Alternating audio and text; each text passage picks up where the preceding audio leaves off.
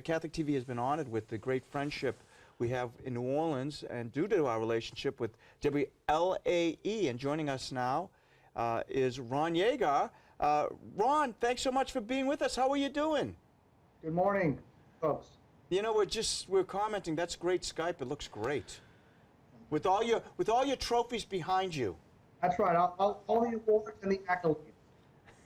Hey, well, let's talk about the overall organization. WLAE is part of the Willwoods community. Tell us about that. Yeah, the station started back in 1984. It was trained Bishop Cannon. He had a vision that evangelizing through media was the way to go, so he got a license for a TV station, and the station started as part of the Archdiocese. The Willwoods community took it over in the mid-1990s and has been owning and operating it since then. We're basically a public TV station, but we do a whole lot of Catholic content. You know, Ron, it was a great moment in my life to have a chance to visit with you, to visit the community, to tour your offices and the studios. So I remember that very fondly. And Catholic TV is available on one of WLAE's digital channels. How vital is media in keeping your viewers there in the Crescent City in touch with their faith? Well, I would say very important. I'll relate a short story.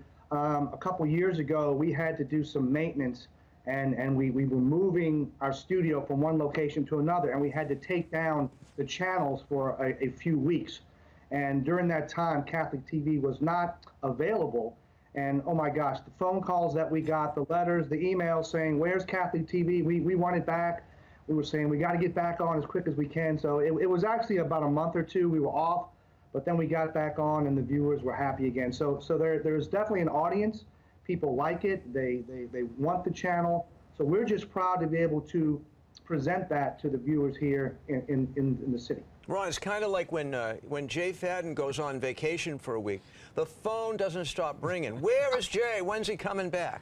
Yeah, I'm not sure if it's when he's coming back. It's can he stay away? Ron, I have to tell you that I've been to New Orleans about 5 times. I love it down there. So to all our friends in New Orleans, hello. I just want to say hello to them. I was actually there with Shirley once, and we really enjoyed it.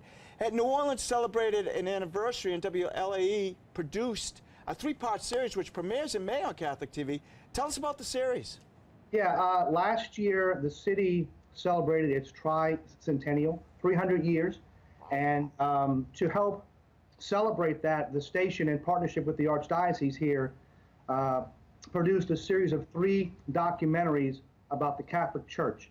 The first part is on the St. Louis Cathedral, which is the cornerstone of the church here, and the following 2 kind of take you through 150 years each of the history of the church. So it's very rich Catholic culture here in New Orleans. You know, when the city was founded 300 years ago, Bienville came in and put an X on the spot where the city was going to be built, and that site today is where the cathedral stands 300 years later. So a church has always been at the center of the city, right there in Jackson Square. Those of you that have been down here know the spot. The cathedral's right in the center, and it's been there for 300 years. Now, it's had fires, it's had bombings, different things have happened to it. It's gone down and built back up. But for 300 years, there's been a church at the center of the city. You know, I have fond memories of praying the Rosary at the Cathedral Basilica of St. Louis on a very, very hot day in July, and I had my cassock on, and we were outside and inside, but the outside was brutal. But the cathedral is beautiful, and it's actually, people are going to be fascinated to see it, because in our May Catholic TV monthly cover, which is produced by Faith Catholic, by the way, Patrick O'Brien is sitting right here. What do you think people will be surprised to learn about the history of Catholicism in New Orleans when they read that magazine next month? I mean, I just think it's a very Catholic city. You know, it's interesting that it was controlled by the French, then the Spanish, then back to the French. It's very unique how the city was built. From the church was the center of it, and then the city was built from the church outward. Just very interesting history. that I think people will learn about this town and all the culture, and certainly the food and the music and how that all plays into it. That all comes from the influences of the Spanish and the French that were here first.